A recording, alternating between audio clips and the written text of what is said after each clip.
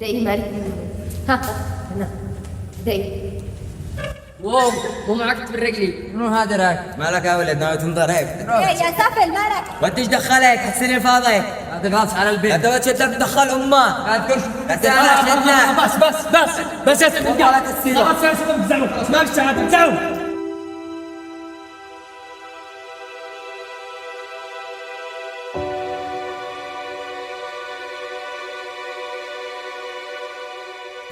مش كل صدفة تبقى صدفة مثل ما هي.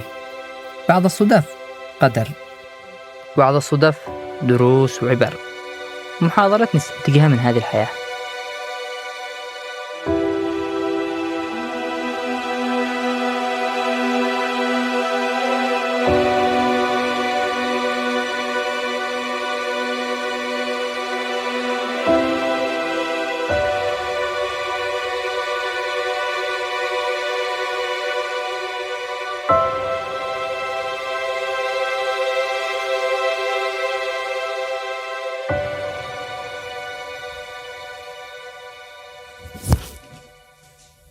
على فكرة لو انت متشيش تروح الجامعة عادي، بس أنا معي مدرسة. سمير مرضيش يوديني المدرسة. يا سمير قوم اختك تشي تلحق المدرسة. طيب.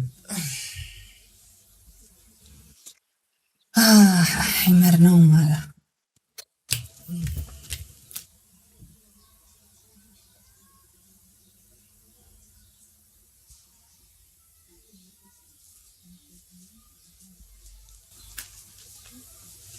فين أرقاد؟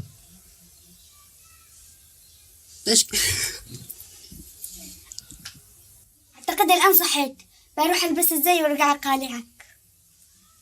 الله يقلع أم البيت هذا، ما حيعرف يحط النوم حقه ولا حيعرف يرقد سقف الناس. يا وبي أنا نسيك. رنا، رنا تعالي يا بنتي. هيا يابا خلصت الآن. يا بنتي أنا نص ساعة قبل بمشي، إيش تحتاجي؟ الله معك يابا. هذه مصروفك يا بنتي. تمام. معك محاضرة اليوم يا بنتي؟ أيوة معي من 8. بعد نص ساعة؟ خلاص امشي يا بنتي. يلا تمام.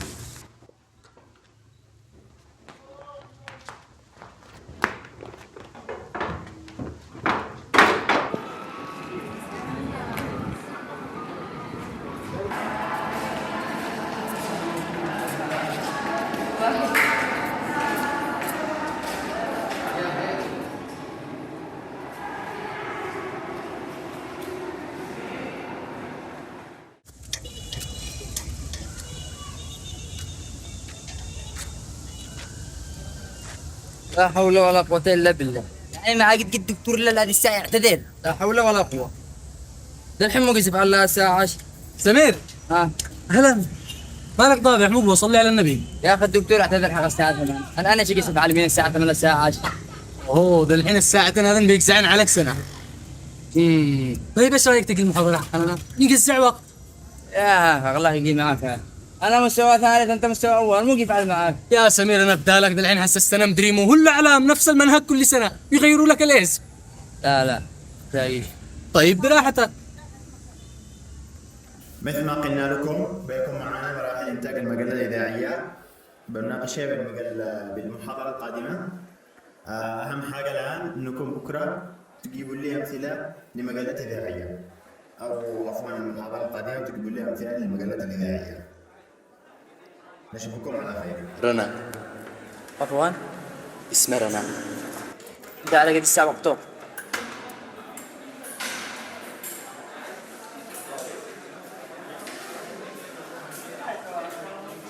خير. ما فيش حاجة قليش اسمها قلت له رنا. كذاب. لسه وقت الصفات هذا. ايش من صفت يا سمير؟ تفرق لي باخذ دم العين نقول عاد ما اخذ دم بنات.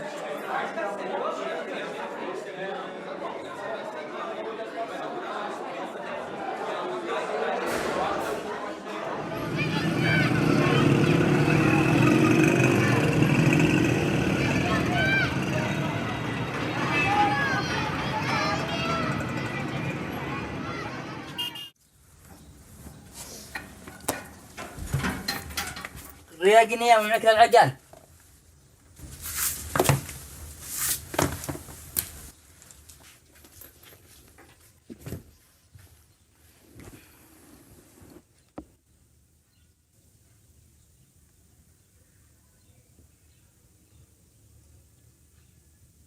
سمير، اشتكيت تتغدي؟ طيب شوية بس.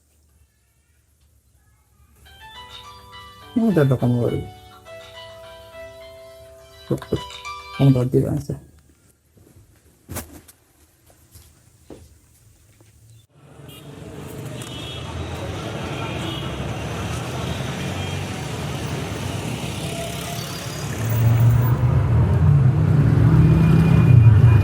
ليش غلقت التلفون؟ كيف بيتواصلوا معك أهلك؟ عادي لما أوصل للكافي بفتحه. إيش الفرق يعني؟ لأنه أبي لو اتصل ولي الباص يقتلني. عادي، خرجتي مع صاحبتك، إيش فيها؟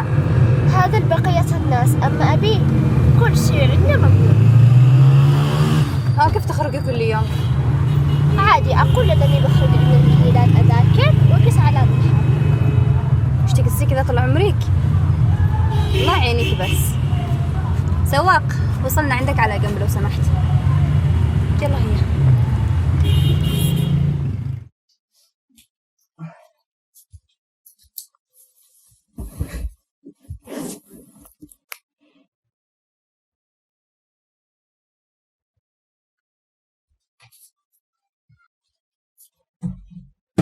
وش هذا؟ كيرا ملك، تعال نلعب. هنا الأب. أنت ما بش لو سمحت.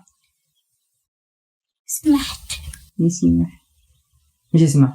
هذا أختك الصغيرة. سمير، ادعي لأمي.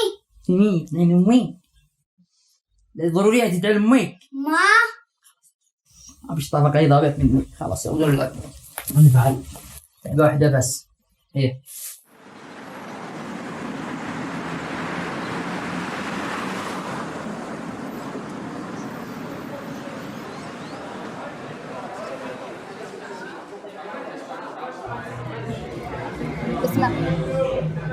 اسمع، كل احنا دارين نمتحن. بنتي عادك هليك صفقة رحتي مع ادهم شرقاوي اول انت صاحب الكتاب. المهم صاحب الكتاب مالكن يا بنات، ما تقرأين في الكتب؟ اوكي أكيد نقرأ، بس مش معناته لما نجتمع بقرأ جنب أصحابي. ايوه قولي لي. بنات، احنا جايين نفرفش ونمشي. ياي ما هي اللي يفرفش. اخذ بنت ليالي يا وصف شفتي تكلم ابن. انا اشتي افهم ايش مقياس الانوثه عندك اصلا. لازم نتاحف واتلاغق والخق على مع العيال كلهم عشان اكون انثى مثل ما بعضهن. ايش قصدك؟ ما قصديش حاجه، واللي على راسه بطحه يحسسه. خلص يا بنات بس.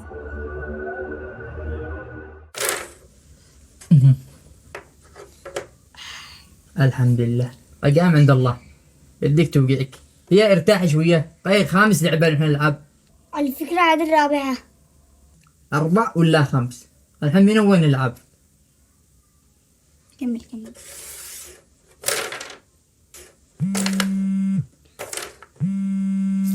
نتصل. هاتي بدي أكمل اللعب بعدين أرجع أجاوب. هذه التلفون.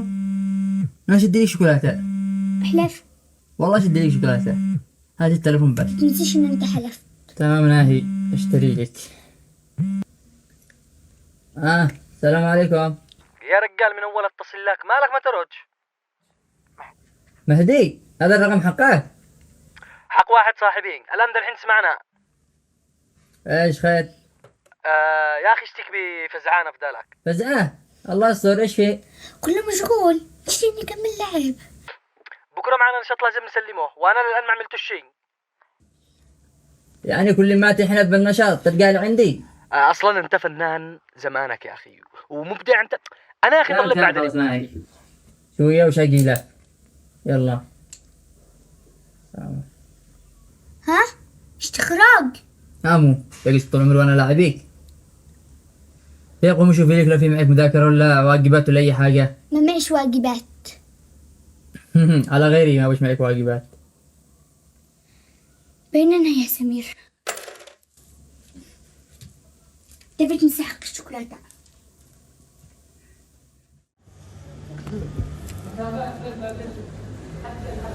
اسمع، بكرة آخر يوم لتسليم النشاط حق إعلام يمني. ايوه داري.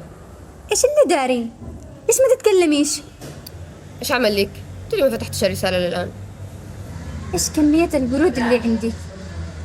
تحس إني انت سويتي. هم كذا اصلا يمكنونا اخر يوم للتسليم، اخر يوم للتسليم، وبالاخر يمددوا لنا شهر. يعني إيش تعملوا آخر وقت؟ إيش تكلفتوا الحاصل؟ وأنت داير إن الدكتور مش يقبلوش. على فكرة كلامنا صح. أنت المفروض الآن تساعدين تسوين النشاط بدل ما تجلسين أنت تصايحين.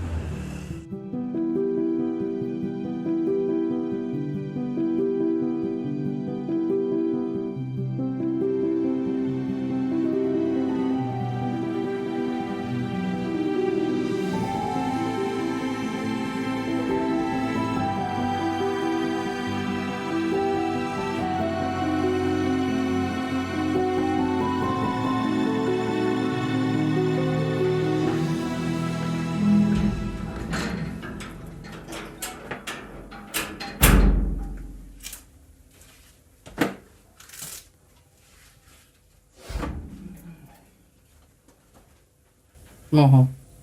شوكولاتة حقي. والله أنا نسيت. خلاص عادي. سمير والله ما هو عادي. خلاص بكرة شقد زعلي. كسيب لي حالي. هذا أنا مسكتش يديك ملي. مالك حبيبي؟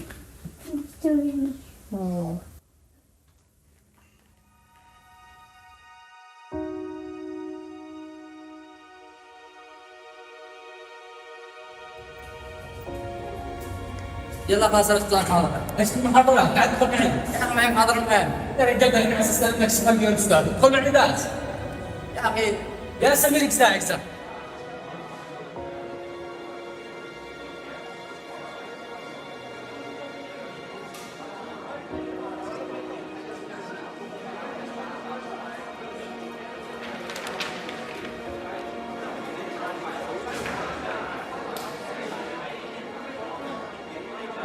يا دكتور هذا اصلا مش معانا بيرجع المحاضرة حقه بس.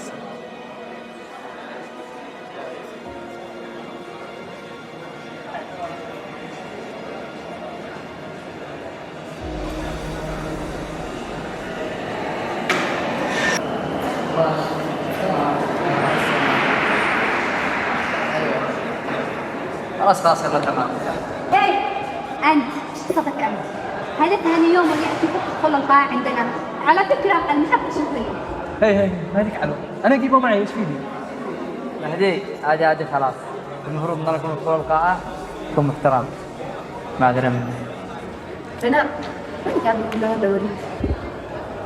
دل علي يا رنا.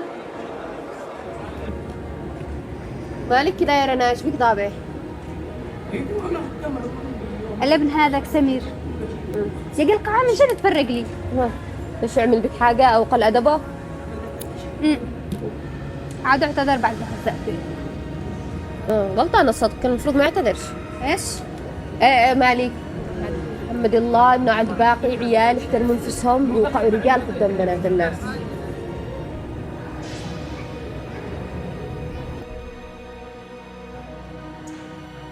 من اتصل قبل شويه شكلك مشغول. فكرت أنا تدري ما عليه تصميم الإداري ايش لك معك؟ يا نبيلة لقيت مكالمة منك. ايش تشتاق؟ ما عليك. سمح ما جاش؟ طيب خلاص انشب صار مالي بروح على حتى للبيت. يلا مع السلامة. سمر خير مالك؟ يدي توجعني. سمر قاعد كذا تشتكي فجأة إن يدها توجعها، عشان كذا اتصلنا لك لأنه لازم تروح ترتاح. يلا خلاص هي روحنا بكرة إن شاء الله اشتري. يا سمير اسمعنا انا اشوف انه نودي عند الدكتور افضل. لا ما بش داعي. ليه؟ برضو كلامه منطقي، لو توديها عند الدكتور عشان تطمن أكثر.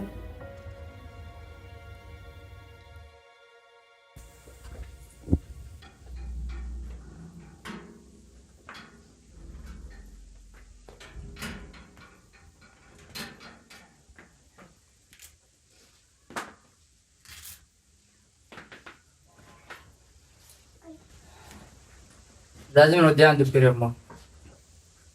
لا تفقعش البين، مو من دكتور ولا شق عبيشي. شامر خلاه بمرهم وهيش ترقد إن شاء الله وش تقوم ولا في بحاجة. يما انا ما قدش حاجة، بس مش معقول ان اكثر من يوم تشتكي من يده وما نوديش عند الدكتور. أنت اسكت بس، أني شامر خله ولا شق بحاجة. تخبر أني وقعيك. يما وقعني من داخل. طيب شامر خليك يمكن يهدى قليل. مرقتي لي أمس ولا ينفعش. طيب إذا شكلها يا بنتي مثل ما قال أخوك، نوديك عند الدكتور. يا سمير شكله مثل ما قلت، نودي أختك عند الدكتور نشوف ما عليه يده. طيب شو وديها انا بعدين؟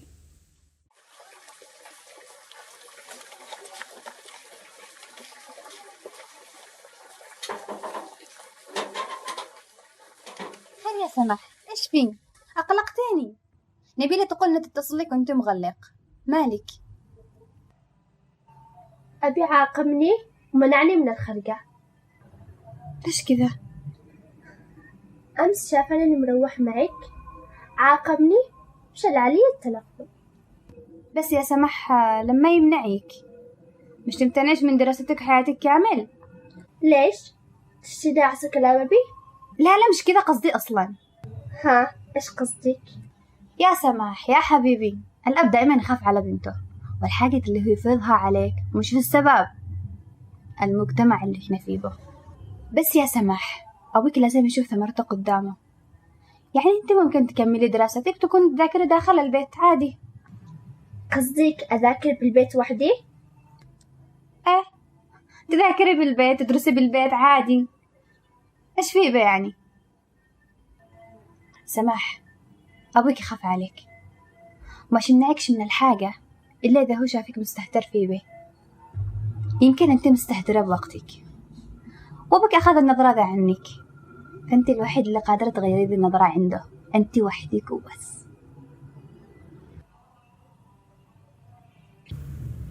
ان شاء الله الحب بسمر اشتيلها بس فقط يومين راحة وبتكون بخير. نتيجة الفحص بتخرج بعد يومين، اشتيلها بس مسألة وقت، لا تخلوهاش تحمل اي حاجة ثقيل علشان راحة يدها. شفتي الموضوع طلع سهل جدا. شيلك الا الان نروح البيت ترتاح يومين ان شاء الله خير.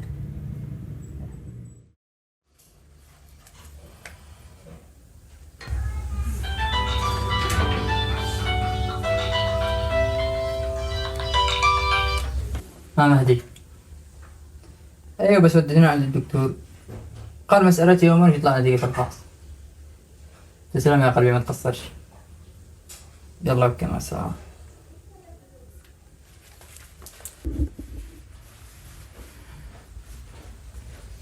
هذيك أمه. الحمد لله. مالك يا ابني مكروب؟ لا شيء، بس من الصباح أنا مشوي. الله يكون بعونك. نعم.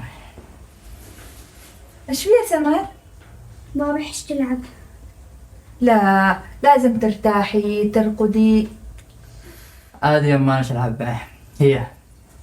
نروح.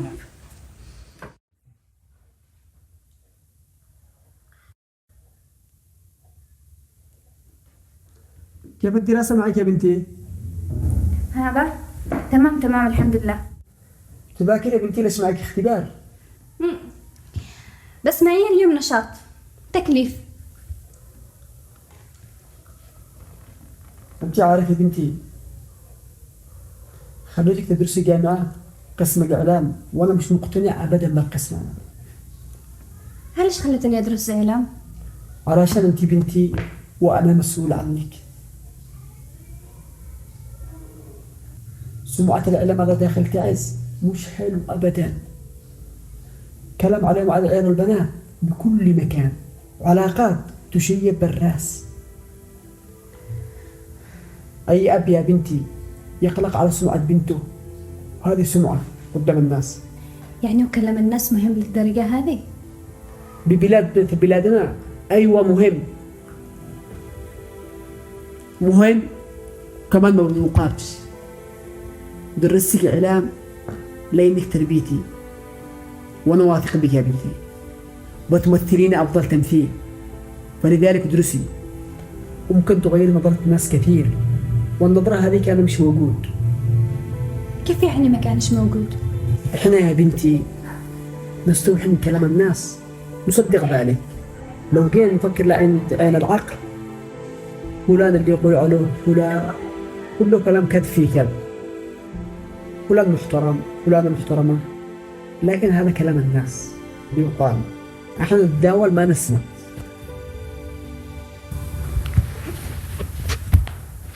يابا وين تروح؟ ما اروح البقالة. شي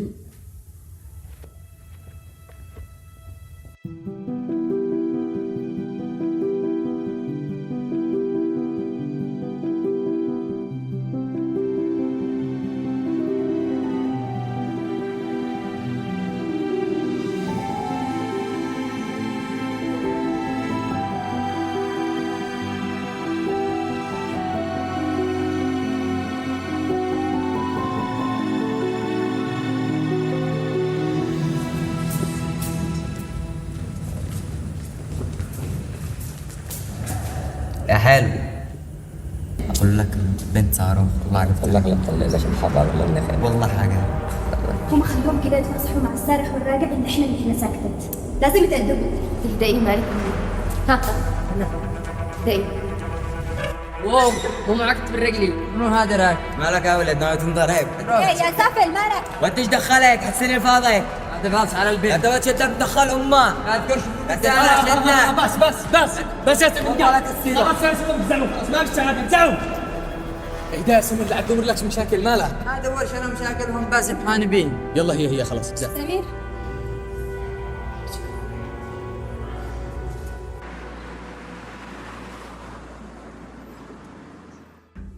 السلام عليكم. يما ابو وحش هنا. يوه ابو وحش. اوه بس انا عايز اكل شوكولاته. هذه الشوكولاتة حقتي؟ ايوه شكرا. ما سمير جاب لي شوكولاتة. جيران كلهم دروا.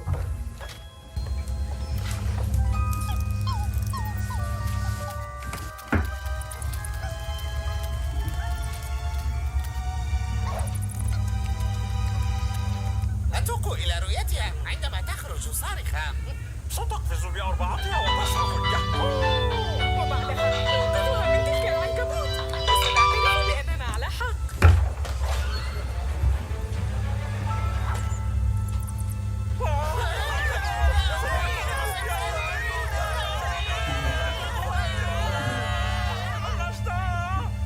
ماذا تفعلون هنا في منتصف الليل؟ ولماذا تصرخون كالأطفال؟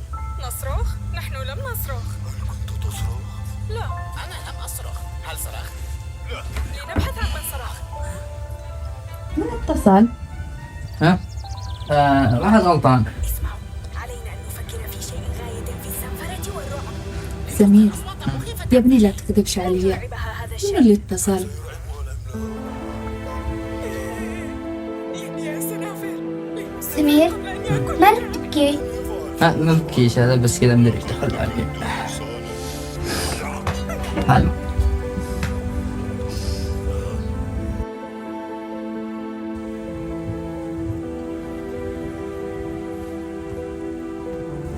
اتصل الدكتور صح؟ ايش في بسمات؟ الآن في مصطفى سمر. طيب والدكتور قال لازم نمرر الفحوصات عند خبير الورم، والظاهر انه عنده سرطان. سرطان؟ بنتي فيها سرطان؟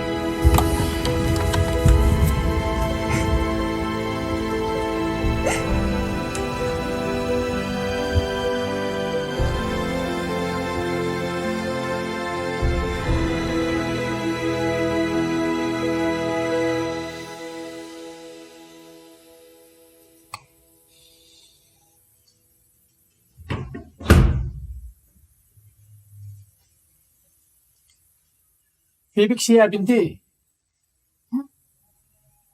لا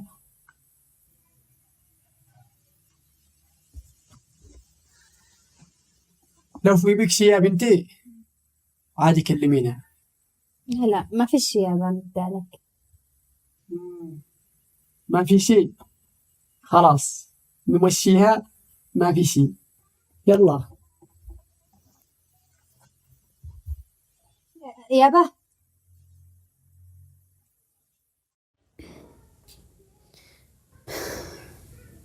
والله يابا في ابن تعرفت عليه.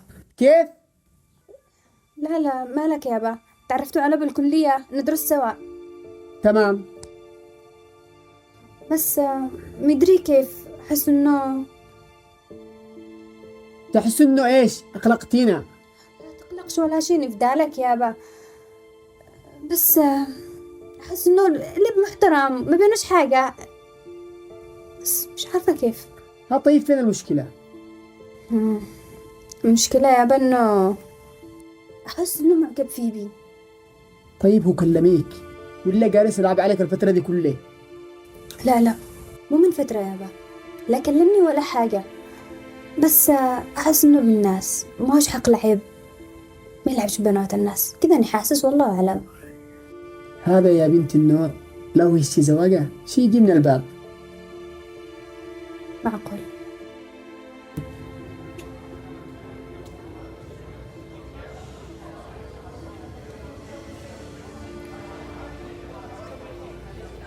سمير مالك كذا محبط ايش فيه؟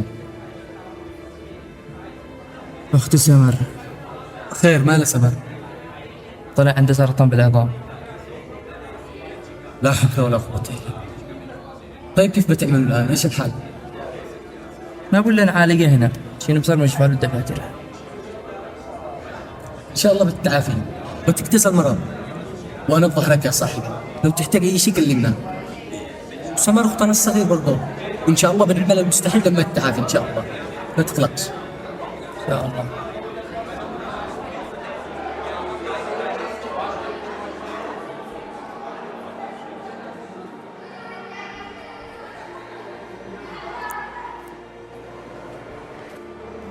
اسمع، ايش رايك نخرج اليوم العصر انا وانت ونبيلة؟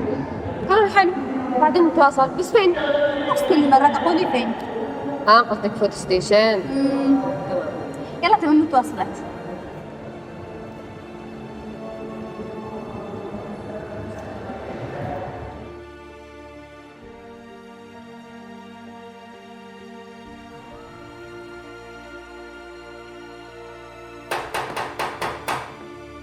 وش يقول الساعة؟ سمح؟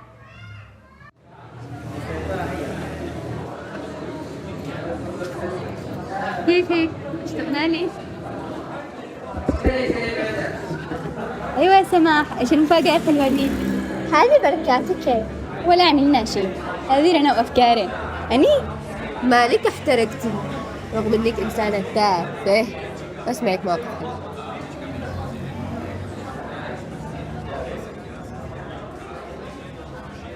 بنات، بكرة ذكرى لوفاة أمي. الله يرحمه. الله يرحمه. اشتكي لها اعمل لها حاجة حلوة، صدقة جارية لروحه، ولا حاجة في بالي أثر يكون. بس أنا عرفت إيش بنسوي، بنروح نسوي فعالية لمرضى السرطان.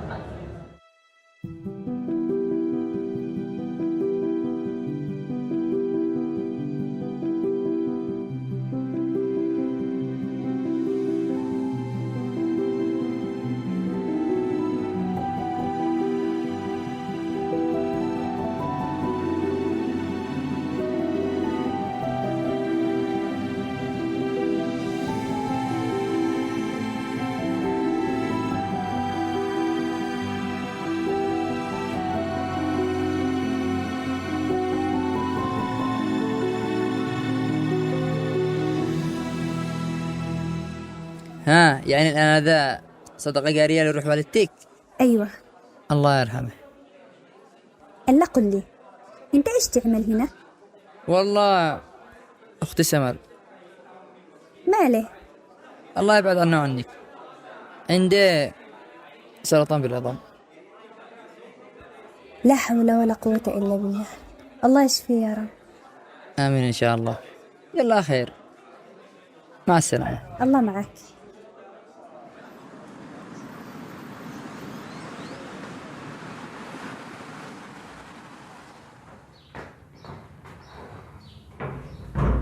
كيفك يا رب؟ الحمد لله. محاضرة اليوم لهنا. الله يعينك يا بنتي.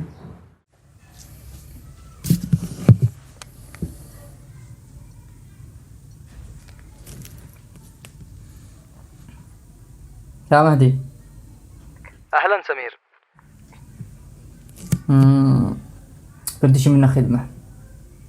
ليش مالك يا قلب؟ كنت اشتي رقم رنا مشي معكم بالدفعة. والله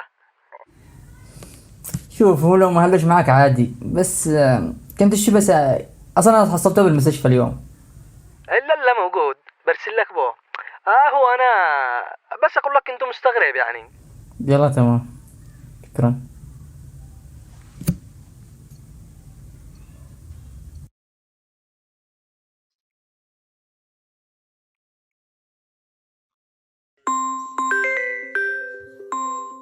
يابا ابصر منو يتصل. يلا بشوفه الآن. منو؟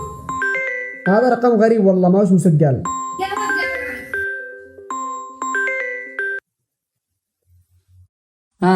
السلام عليكم. وعليكم السلام. شكلي غلطتوا بالرقم. السلام. يابا منو اللي يتصل؟ شكله واحد غلطان. مسك تلفون. ها كيف فعلت؟ كلمته؟ أكلم من؟ ها؟ اديت لي أنت رقم ثاني؟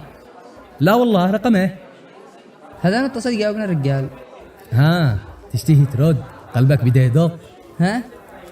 أصلا أنا كنت اتصل لي عشان المقرر يعني. ايش من مقرر؟ ليش هي الحين معك بنفس المستوى؟ هات التلفون بقول لك. هات. متفعل يا مجنون. لحظة رايش أقول لك. لحظة. هذا التلفون. لحظة طيب عاد يرن. انتظر يا سمير. الو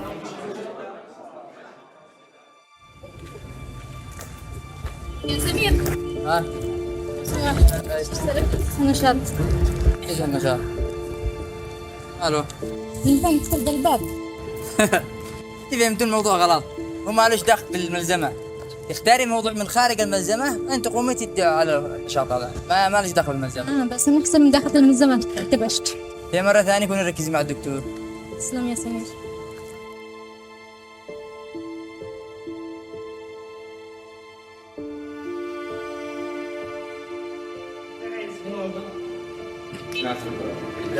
صح انكم تجلسوا على الكيماوي. الكيماوي فقط عمله يوقف انتشار السرطان بالجسم، فضروري عملية جراحية، والتأخير مش صالح.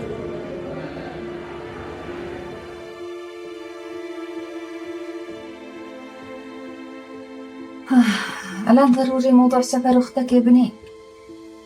اصلا التأخير مش صالحة. ولا يا ابني قدر ذلك كيف الظروف. عادي، حتى لو ما تدبرش نسافر معك. ان شاء الله نرجع في متشافي ومتعافي. إن شاء الله. أنا قد ندعي له ليل ونهار، ربي يصلحه ويعافي يا رب ويشفي. آمين.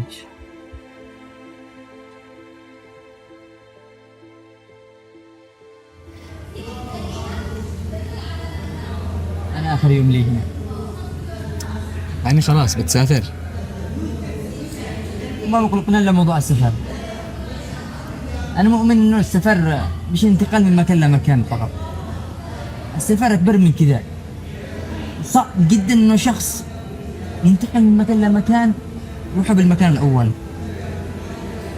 بس إيش نسوي؟ الظروف إني تحكم علينا إن إحنا نسافر. يا صاحبي ذكرتنا بنفسي والله. كل مرة استوعب إن أنا هنا وأهلي وأمي بعيد. أقول لمتى بنجلس كلنا كده مسافرين؟ ونحن بالبلاد هذه كلنا مسافرين، بس اختلف الأسباب والظروف. الله معك. الله معك يا صاحبي، وسمر إن شاء الله بتسافر وبترجع لنا أحسن.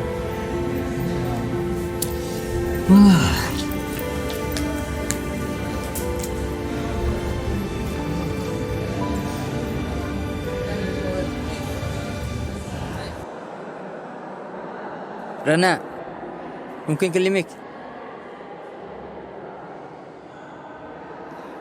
خلاص بروح المكتبة اشتري ملزمة. كمش تودريني ها؟ طبعا أنا آخر يوم لي هنا، بسافر عشان ألاقي أختي، وأنا ما قلتش أكلمك علشان هذا الموضوع. فعلى إيش؟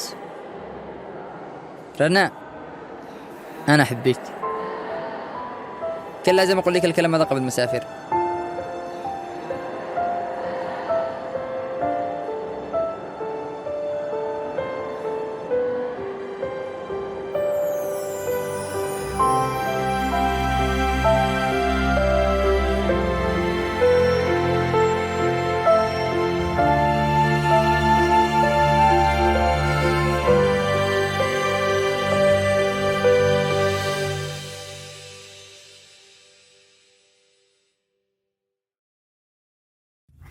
أنا اعتقمته، مش عارفة إيش أقول لما نعترف لي. إيش أقول له؟ لا تفكريش، قولي اللي بقلبك وبس. لا تنسيش إنه أخته مريضة بالسرطان، نفسيته بتأثر على أفعاله، وهذا بيأثر على نفسية أخته. إيش تقصدين؟ أقول له إنني أحبه كذب عشان أخته مريضة بالسرطان؟ لو حبه بالنسبة لي كذب لا تكذبيش، قولي اللي بقلبك وبس.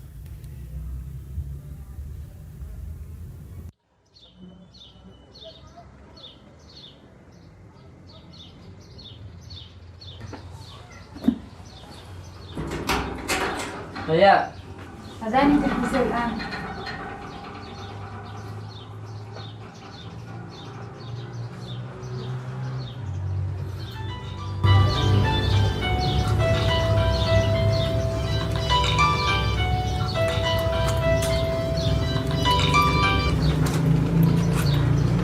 ألو. ألو سمير. أيوة سمير. سمير انتبه على سمر، أختك معاها سند، لا تخليش اللي يحصل لي يأثر عليها ولا يسبب إنه ضحكتها تروح. أختي أنا بحطها بعيوني. سمير مرة كذا صوتك كأنك مش تمام. اتوقع اللي ديك بسع بيكون تمام. سمير أنا فاهمة أنت إيش تشتي تقول، وأنا عشان كذا اتصلت. للحين أنت بتقلبيها تعاطف علشان أختي؟ لا يا سمير، مش تعاطف، مش تعاطف خالص والله. أصلا أني كمان أحبك، بس أنا بالأول والأخير بنت، أخاف من العشم الكذب، بس لو أنت فعلا تحبني تعال نفهم. سمير أنت معي؟ سمير. أيوة معي، بس كلمة نفس كذا مستحيل إن أنا ما أسمعك. أيوة كذا صوتك رجع، هذا هو سمير اللي نعرفه. كيف لك هذه المرة ما فيش بعد كتاب؟ والله قلت بمشي بعد نصيحتك حق المرة الأولى، بيجلس معاك مش مع الكتاب. قد إحنا مهمات بحياتك، حتى بس ما عادش زي زمان تصلح قدامك. قد إحنا ألفين على وجهها مع الباقي إلا رنا، هي ذيك نفس الطبع. لا رنا قد تغيرت، قد هي بنت زينا، وشوفها اليوم فرحان. أحسك بدأتي تقري خبر مع سمير. سمير اللي كلمتينا على المرة الأولى؟ ذاك اللي انت قلتي انه اخته مريض؟ ها يعني عدم قرأت هذا كذا بسيط. غريب والله، أعرفك صارم بالحاجات دي، عادني صارم مثل ماني، بس أني كلمته قلت له يجي من الباب لو يشتيني طبعا. فرحت انك قلتي له كذا. شو الصدق يا رنا؟ الابن ده يلعب عليك. سمير لا ما أعتقدش، لا كلامه ولا تصرفاته تبين انه يلعب. أنا صاحبتك وما باقيش أقول لك هذا لله في الله. أنت استني لما يرجع من السفر وترجعي لكلامي.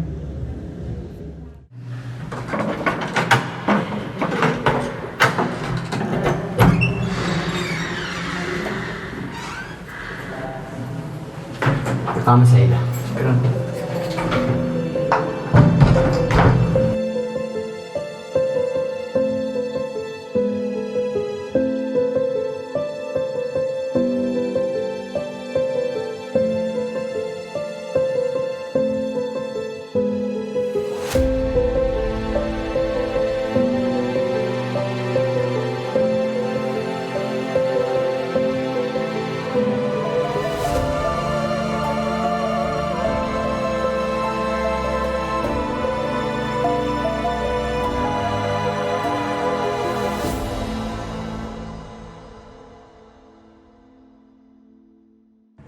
كيف صحتك اليوم؟ أنا بخير. اليوم اتصل قال إن الأساتذة وزملائك في الفصل كامل اتصلوا لعندك وسلموا عليك. صح؟ أيوة. سمر مالي شغلتي. سمر سمر سمر سمر سمر سمر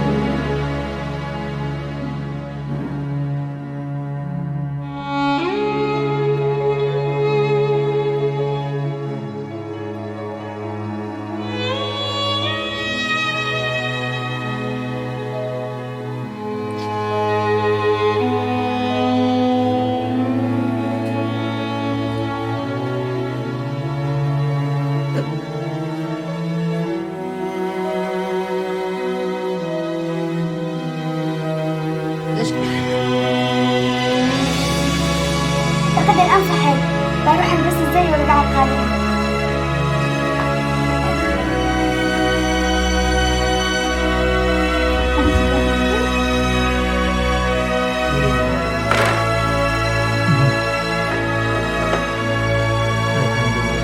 عند الله.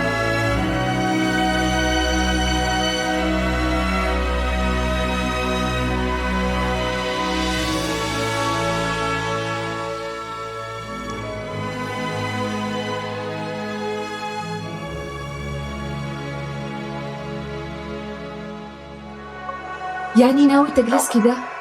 أنت تقريبا ما تخرجش من البيت. طفي صوت التلفزيون هذا واسمعني لما أتكلم. أقول لك طفي الصوت واسمعني يا سمير. لا كذا تمام. ما فيش فايدة. يا سمير شوف كيف رجعت. أنت كنت إنسان تحب الحركة والحياة، مالك رجعت كذا؟ مالي كذا؟ مات قدام عيوني، مش قادر أنسي حاجة. يعني أني قادر أنسي؟ أني أني أنت ما تدريش كيف إحساسي. يعني كم بنجلس نبكي وكم بنوقف حياتنا وخلفك بيرجع، حزننا بيرجع يا سمير.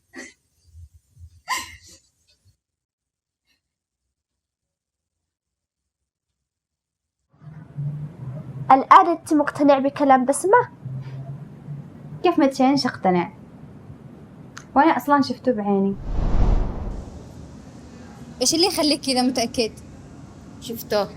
شفته وفارح يكلم بنت داخل الكلية، عادهم يضحكوا. أنا عارف إنك متصدقينيش عشان كذا رحت صورته. يمكن الآن أوريك.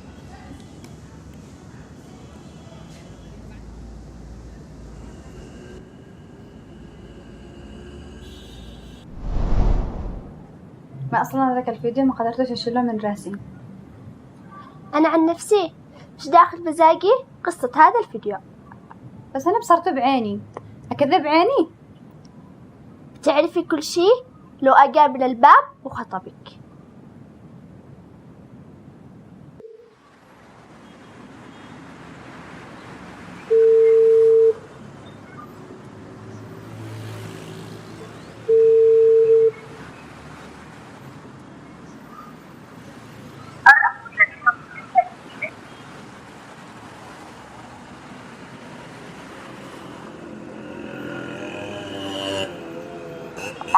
الرقم الذي تتصلون به مغلق حاليا وقد يكون خالي.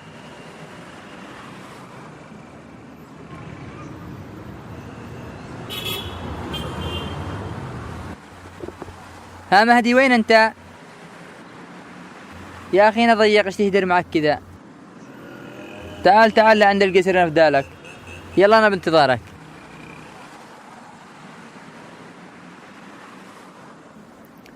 انا الان مش قادر انسى موت اختي. كل ما حاولت ان انا اتناسى وادخل كذا بالحب عشان انسيه، احاول ان انا اتصل له بس ما تردش عليها ولا حتى ترجع. انا مشغول. طيب يا سمير، ممكن عنده ظروف، كل شخص مننا عنده ظروفه الخاصة يا سمير. لا طيب المهم الآن أنت ما تيأسش خالص، بكرة معنا إحنا جامعة وتشوفه بالجامعة.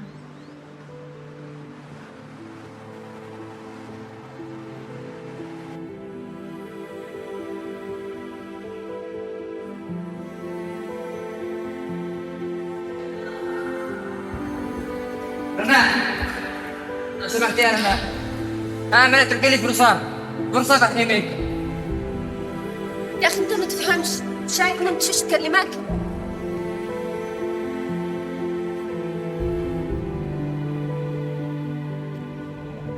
معقول يعني عملتوا مصيبة كذا علشان تزعل مني؟ يا رجال هذه حركات من حق البنات. هي شكلت شيك تجي تخطبها للبيت بس جالس تتمنى. تستهبل أنت، أفعالها كلها تقول إني زعلان مني. والله أنا أشوف إنك مكبر الموضوع اللي ما فيش حاجة.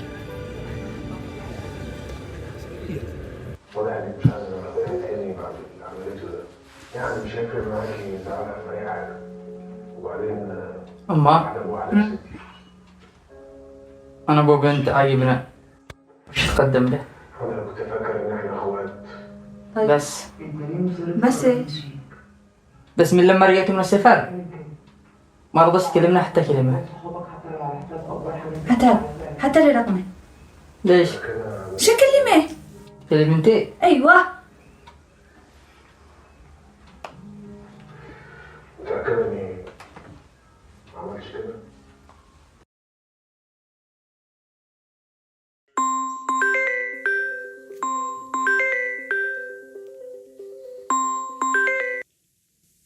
ألو. أيوة أنا رنا، من معي؟ معك أم سمير. سمير اللي قال لك تتصلي صح؟ سمير كلمني إنه يشتي يتقدم لك وكلمني بكل شيء. ما كلمكش بكل شيء، ما قالكش إنه جالس يلعب على بنات الناس ويضحك عليهم، وما قالكش إنه جالس يلعب علي ويقول إنه يحبني. مستحيل ابني يعمل كذا، مستحيل يعشمك كذب. يا خالة لا تدافعش على ابنك، وأنا بالنسبة لي الموضوع هذا انتهى وخلاص، وأتمنى ابنك يعرف على نفسه إن شاء الله. إيش في يا بنتي؟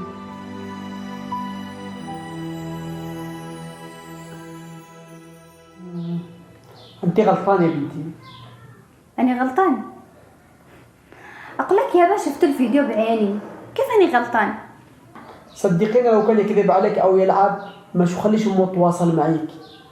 ثاني حاجة أنت استرعتي بالحكم، بتعرفي مع الأيام إنه ذا الولد أكثر واحد يحبك، صدقيني.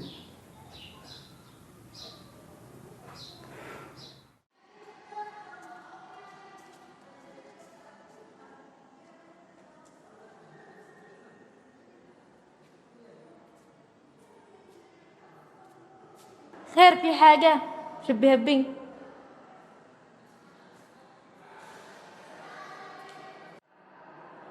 من سمير؟ لا لا لا لا، بس ضحك علشان شايفني مش فاهم النشاط. يعني بس ما قلتلكش تعملي كذا؟ لا لا ما كلمنيش، بس شكلها تغار منك ولا مش تغش كذا. يمكن.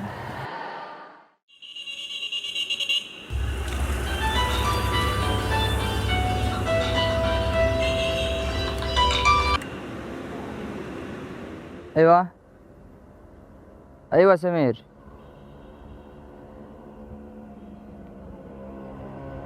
اليوم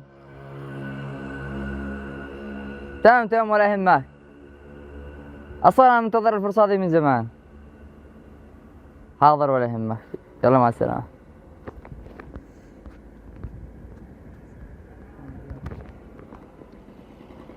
ها مهدي وين انت؟ معك كنت نظيف؟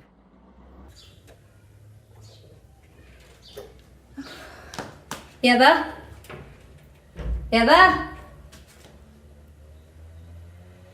شكله مهلوش بالبيت.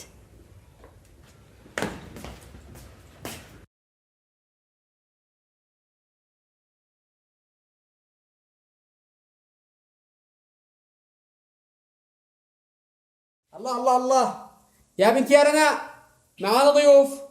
تفضلوا. الله الله الله الله.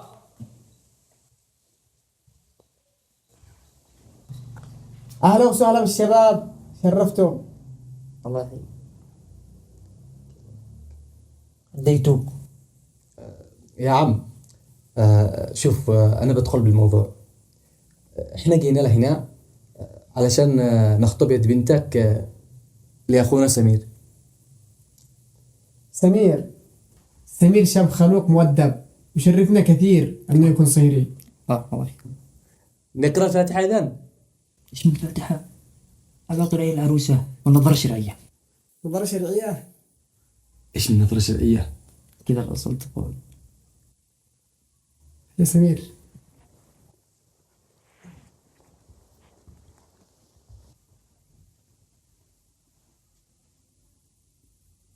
ايش تروح؟ احنا قلنا سمير بس.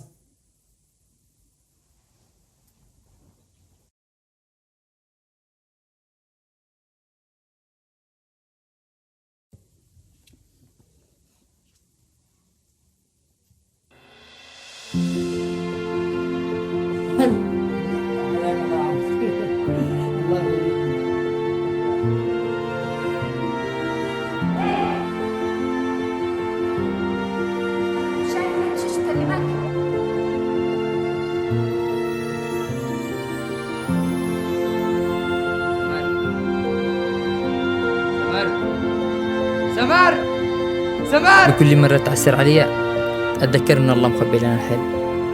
عشان كذا ما في صدفة، والحب عمره ما كان صدفة.